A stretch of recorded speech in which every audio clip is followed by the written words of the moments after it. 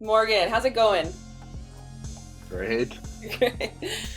So, one thing I honestly want to start talking about is this is the worst market that we've seen since 2008 or even sooner. Is a conversation that keeps coming up. Everything is so doom and gloom. There's no liquidity in the market, so much fear. Like, where are things going? What are you seeing? What are people saying in the market? Like, what is the overall sentiment? Like, look, if I hear one more time from someone be like, it's so bad, blah, blah, that's exactly what people said in 2008. This is the 2008, 2009s of the world where every single person said doom and gloom, worst market ever, no liquidity, the world's ending.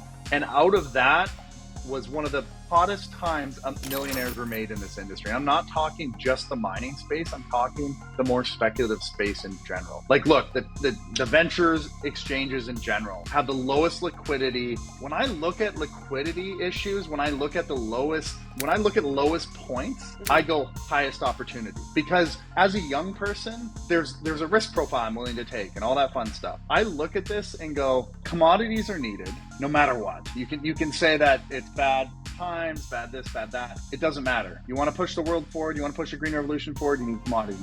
You want to build a silver mine across from Burger King, you need commodities to build that mine, right? Like, it's all wretch and no vomit. You still need the commodities to get the commodities. It's kind of a fun thing.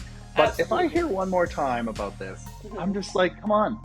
No, I totally it's just agree. And fun. honestly, I was just at the New Orleans Investment Conference. That was a phenomenal conference. I was absolutely stunned by the attendance. Like, there was a room for a presentation that fit like 500 people and it was packed, and the tickets to that thing were $1,000 a person. Yeah, there was tons of actual genuine investors, and they were there looking for undervalued opportunities. Like, the market's shit. This is when you go buy stocks on sale. That's like, go and find, companies that have really big high grade projects or cash in the bank or good management teams. And start to understand and appreciate that, like, okay, this is a stock that I know is worth a lot more because of the value that it has, but it's trading for, well below its value. And the market's full of these opportunities right now. Yeah, Oh. I don't think now is a time to stop marketing at all for companies. This is, especially since no one is marketing. If you are marketing, you're the only company that investors are seeing. 100%. I 100% agree. And I mean, you saw that in New Orleans where you see people, hey, I'm looking for a great investment. I mean, this is the fundamental issue. I'm looking for a great investment, but what do I invest in? Because this last cycle I got burnt. Because the last cycle there were 1,000 things to invest in. Yeah. What you look for is people that have pulled out of these cycles before. And I'm not tooting our own horns at Black Wolf, but you look for the Frank Justras, the guy that's called the last 5 cycles. You look for the Rob McEwens.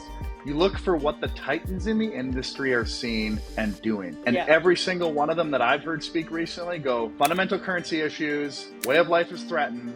And every time in history this has happened, every time gold, silver, commodities go for an absolute bonker tear. Yeah. But these guys are in the forefront of it because there is an algorithm to it. There is a prediction to it. There is an understanding of geopolitical issues that eventually link across to safe haven assets, young or old, doesn't matter. When you look at age demographics and population of the world and how it's increased and all that, it's still a hedge. It always will be. I think an issue with liquidity in the market right now too is that people are just afraid to, part with their money because inflation has gone up so much. Everything is more expensive. So you're just a bit more nervous to let go of your cash. Like, what would you say to people that are in that position? So, I mean, you're talking about sentiment.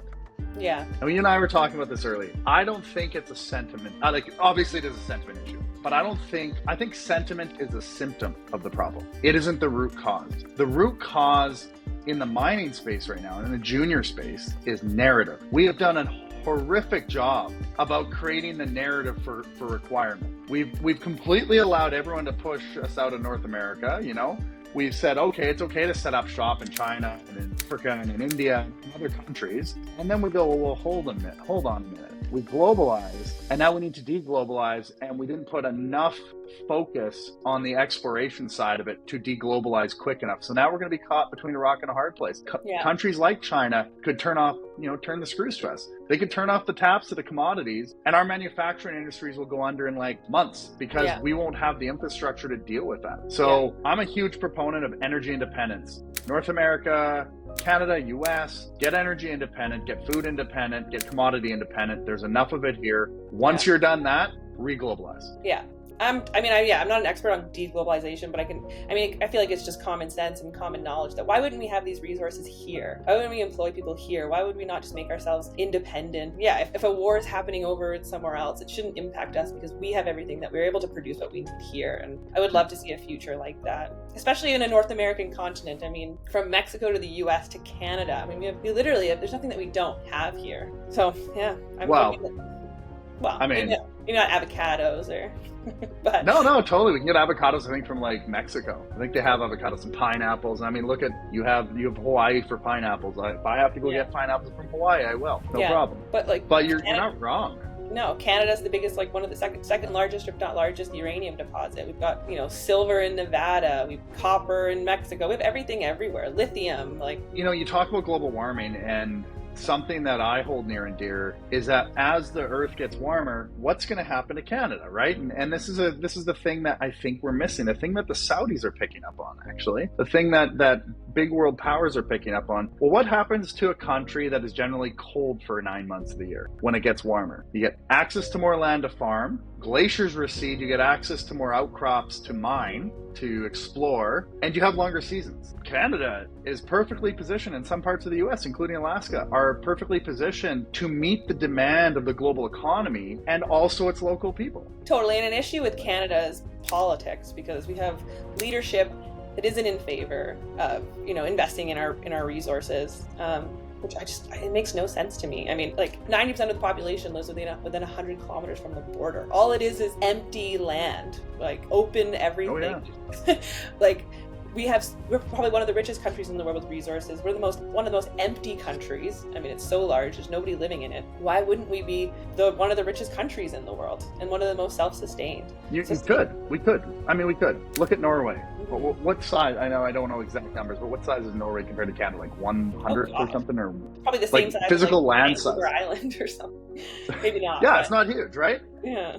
Fully self-sustaining, energy independent, net exporter. You're right. We have all this land. We have, again, there is a narrative breakdown. There's a narrative breakdown in the need for people to come into these industries, the need for us to expand these industries on Canadian footprint, to be inclusive and include the right groups in these expansions. But again, fundamental breakdown in politics, fundamental breakdown in narrative, leaves us with low liquidity, which means, to your point, what am I going to do with the money I'm not making? Interest rates are going up, my house payment went up, and I need a new car, and my kids got to go to school, and oh my God, why would I even be thinking about junior mining? Because that's the exact same mentality that happened in 2008. The exact same. Yeah. And the people that came out of that and then came out of 2015, 2016, these markets have cycles. And when they hit hard. Frank would tell you that day in and day out. You are positioned in a market up and coming. I don't care if it's $5,000, $10,000, $2,000. Mm-hmm. You will ride waves of 10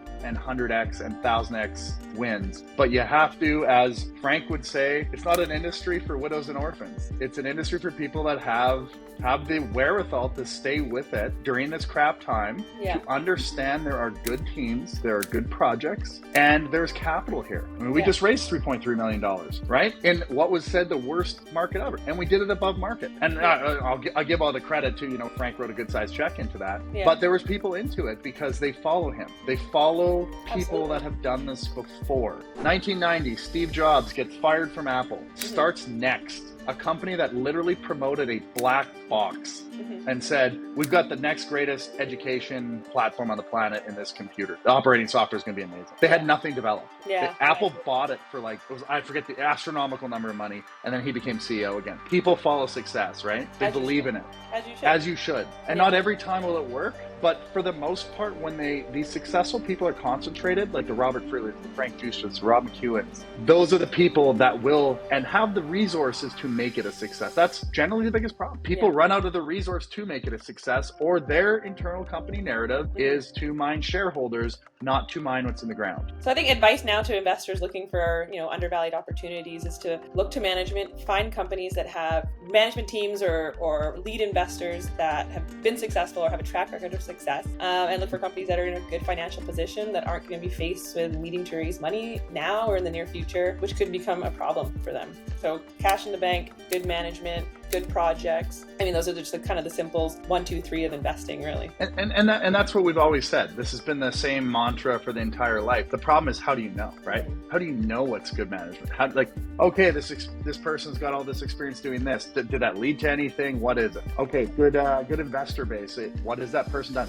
It requires research. And in this generation, we don't want research. We want quick bits of information that we can digest and make decisions on. The quickest way to lose all your money is to not research. The quickest way to make all your money is also to not research. Generally, the best case here is to trust your gut, trust your intelligence, and trust the people that you get your advice from, right? I get my advice from people like Frank. I get my advice from people that have done this 100 times over and over. And that truly is like it's great to do all the research in the world. And the reason I say this, Rebecca, is because if you do all the research in the world and you don't understand what you're researching, I don't care. It doesn't matter. You'd be like, wow, those numbers are great. What do they compare to? Do they compare to an operating mine? Do they compare to an AI company that has actually done something? Like, what does any of it mean? I encourage everyone, phone someone that has built something. Phone someone that has actually put boots on the ground, that has built or sold a company. Any one of those people, phone them and ask them what it means. Happy to answer calls. You know that.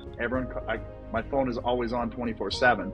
And I love talking about this. You love talking about this, right? Like, absolutely. And they will answer the phone. The phone numbers are on the websites. I mean, reach out to people on Twitter, social media platforms, find them online. I mean, LinkedIn, shoot them a message. People are more than willing to have good conversations about this kind of stuff that work in the market. So all that said, I think I want to just wrap up this conversation. It's been such a pleasure talking to you, Morgan, and diving into just sentiment in the market these days, and what companies should be doing, what investors should be looking at. I think in a down market, all there is upside really at this point, and so I'm more excited about the future as opposed to a year ago when everything was trading at the highest it could have ever been. It was just kind of like those are times when should be more nervous about buying these stocks. It's like, okay, it's trading at the highest it's ever been.